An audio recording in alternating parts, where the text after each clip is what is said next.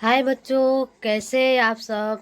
आज हम पढ़ने वाले हैं हिंदी कुमार भारती कक्षा 9 पाठ 9 ब्रजवासी। ब्रजवासी कविता का भावार्थ। बच्चों, हम भावार्थ देखने से पहले लेखक के बारे में थोड़ा सा जान लेते हैं। इससे पहले आप लोग चैनल पर नए हो तो सब्सक्राइब कर लीजिए और वीडियो को शेयर कीजिए ताकि आप जैसे बच्चे भी वीडियो देख सके, पढ़े और समझ सके। तो अभी हम आगे बढ़ते हैं, लेखक के बारे में थोड़ा सा जानेंगे, फिर व्याख्या पढ़ेंगे। जीवन परिचय। सूरदास कौन थे? वात्सल्य रस के सम्राट महान कवि थे। सूरदास का जन्म 1478 ईस्वी के रुनकता नामक ग्राम में हुआ था। हालांकि कुछ लोग सीही को सूरदास की जन्मस्थली मानते थे। सूरदास का मृत्यु 1538 ईस्वी के गोवर्धन के पास स्थित परसौली गांव में हुआ। इसके पिता का नाम पंडित रामदास शाश्वत था। ये ब्राह्मण थे और इनकी माता का नाम जमुना दास था। सूरदास जी को पुराणों और उपनिषदों का विशेष ज्ञान था। इनकी कुछ रचनाएं हैं: सुरसागर, सुरसावली, साहित्य लहरी, नल दमयंती, सुर पंचासी, गोवर्धन लीला, नागलीला, पद संग्रह और ब्याहलो आदि। भक्त सूरदास ने इन पदों में उन समय का वर्णन किया है जब श्री कृष्ण गोकुल छोड़कर मथुरा चले गए थे। इन पदों में माता यशोदा, राधा, गोपी एवं गोकुल वासियों के श्री कृष्ण के प्रति प्रेम एवं उनकी अनुपस्थिति में उनके दुख को दर्शाया गया है। बच्चों, हम लोग पहले पद पढ़ेंगे, इसके बाद उसका व्याख्या देखेंगे। तो आप लोग भी मेरे साथ साथ पढ़िए। चैनल को सब्सक्राइब जरूर करें, भूलना नहीं। यशोदा बार बार यो भाषय, है कोई ब्रज में हित हमारो, चलत गोपाल ही राखो। कहा काज मेरे छगन मगन को, नित्य मधुपुरी बुलायो।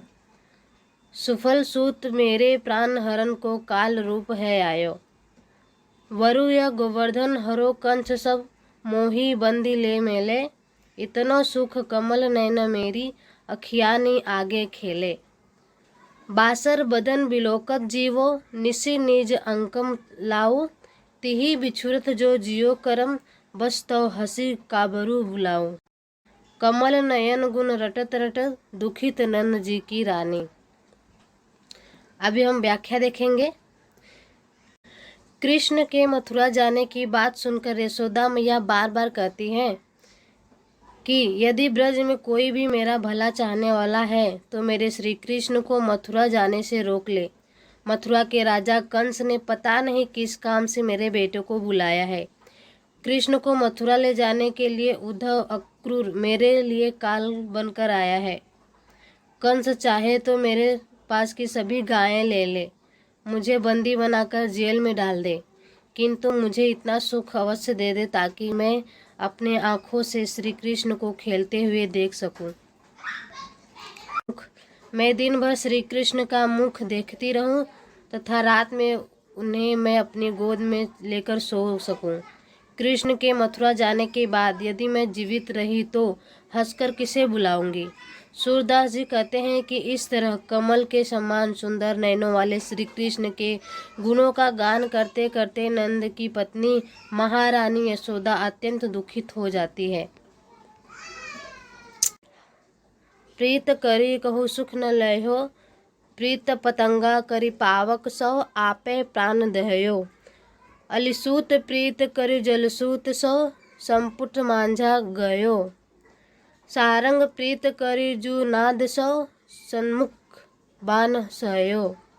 हम जो प्रीत करी माघो सो, चलत न कछु कहयो। सूरदास प्रभु बिन दुख पावत, नैनीय नीर बहावे। सूरदास कहते हैं कि कृष्ण के वियोग में दुखित होकर एक गोपी कहती है कि प्रेम का अंत दुखद होता है। गोपी कहती है कि पतंगा भी तो दीपक के लौ से प्रेम करता है, तो अंततः वह आग में जलकर अपना जीवन समाप्त कर लेता है। भंवरा कमल से प्रेम करता है। जो भंवरा सुबह से शाम तक पुष्पकोश पर बैठा रहता था, परिणाम स्वरूप वह पुष्पकोश में बंद हो जाता है और वह भी मर जाता है। हिरण भी नाद से प्रेम करता है। नाद का ध्वनि सुनकर वह अपने स्थान पर खड़ा हो जाता है और बहेलिया के बाढ़ का शिकार बन जाता है। हमने भी तो श्री कृष्ण से प्रेम किया था। हमारे प्रेम का कोई आघात नहीं था, फिर भी उन्होंने गोकुल से जाते समय हमें बताया तक नहीं। यदि वे हम लोगों से कुछ कहकर जाते तो इतना दुख नहीं होता। अति मलिन वृष भानुकुमारी, हरि श्रम जल भिज्यो उर अंचल, तिहि लालच न धुआवति सारी, अधमुख रहित अनंत नहीं चितवती, जो गत हारे थकित जुआरी। छूटे चुकुर बदन कुमिनाले, जो नलिनी हिमकर की मारी।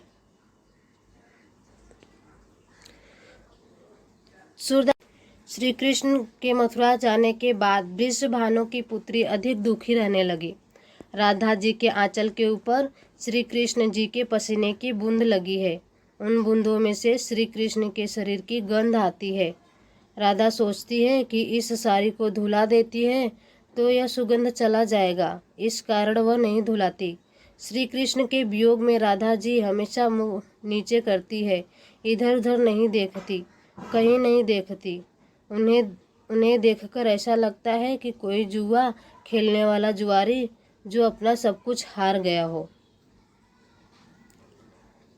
राधा जी के बाल हमेशा खुले रहते थे, अर्थात श्रृंगार करना छोड़ दिया है, और कृष्ण के वियोग में उसका शरीर कमजोर पड़ गया है। उन्हें देखकर ऐसा लगता है जैसे बर्फबारी होने के बाद जैसे तलमी सूख जाता है, उसी तरह राधा जी का शरीर सूख गया है।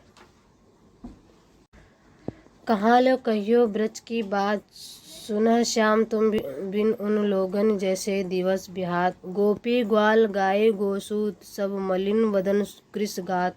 परम दीन जनु शिशिर हेम हत, अंजु गगन बीनु पात। जो कोउ आवत देखी दूर ते, उन्हें पूछ कुशलात।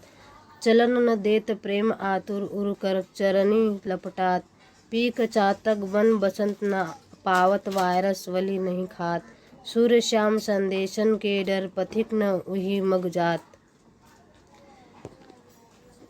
सूरदास कहते हैं कि ब्रज से वापस लौटकर उद्धव श्री कृष्ण से ब्रज की हालत का वर्णन करते हुए कहते हैं कि ब्रज की बात कहाँ तक कहें। हे कृष्ण, तुम्हारे बिना उनके दिन कितने कष्टपूर्ण बीत रहे हैं। गोपियाँ, कौवे, ग्वाले और बछड़े सब मलिन और कमजोर शरीर वाले हो गए हैं। वे सब परम दीन हैं। जिस प्रकार शिशिर ऋतु के हिमताप से कमल बिना पत्ते के रह जाते हैं। जब कोई पथिक दूर की यात्रा करके आते हुए दिखाई देता है तो वे उसके कृष्ण का हाल समाचार पूछती हैं। प्रेम के वशीभूत ब्रजवासी लोगों को जाने नहीं देते, उनका पैर पकड़कर उन्हें रोकते हैं। मधुर बोलने वाले पक्षी जैसे कोयल तथा चातक वन में नहीं रह नहीं पाते, तथा कौवा भी बाली नहीं खाता। सूरदास जी कहते हैं कि संदेश भेजने के डर से यात्रियां उन्हें उस रास्ते से आना छोड़ दिया। उद्धव मोहि ब्रज बिसरत नाही, ब्रिज गोकुल बन उपवन, सघन कुंज की छाही। प्रात समय माता जसुमती, अरु नंद देखी सुख पावत। माखन रोटी दयो सजायो, अति हित साथ खवावत। गोपी ग्वाल बाल संग खेलत, सब दिन हसत बिसिरात। सूरदास धनी धनी ब्रजवासी, जिन्हों हित जदु दास। श्री कृष्ण ने उद्धव के ब्रजवासियों की दीन दशा सुनी और उन्हीं के ध्यान में खो गए। वे उद्धव जी से कहते हैं कि मैं ब्रज को भूल नहीं पाता हूँ। वृंदावन और गोकुल के वन उपवन सभी मुझे याद आते रहते हैं। वहाँ के घने कुंजों की छाया को भी मैं भूल नहीं पाता हूँ। हे उद्धव, नंद बाबा और यशोदा मैया को देखकर मुझे जो सुख मिलता था वह मुझे रह रहकर याद आता है। वे मुझे मक्खन रोटी और भली प्रकार जमाया हुआ दही कितने प्रेम से खिलाते थे, अर्थात माता यशोदा मुझसे बहुत प्यार करती थी। ब्रज की गोपियाँ और ग्वाला बालों के साथ खेलते हुए मेरी सभी दिन हंसते हुए बीता करते थे। ये सभी बातें मुझे बहुत याद आती है, अर्थात बचपन में ब्रज में बीते पलों को भूल नहीं पा रहा है। श्री कृष्ण जी ब्रजवासियों को धन्य मानते हैं और उनके भाग्य की सराहना करते हैं, क्योंकि श्री कृष्ण को उनके हित की चिंता है और श्री कृष्ण इन ब्रजवासियों के प्रति क्षण ध्यान करते हैं। इसी कारण यह स्पष्ट होता है कि श्री कृष्ण ब्रजवासियों से कितना प्रेम करते हैं। सूरदास जी ने प्रस्तुत पद में यही बात बताने की कोशिश की है।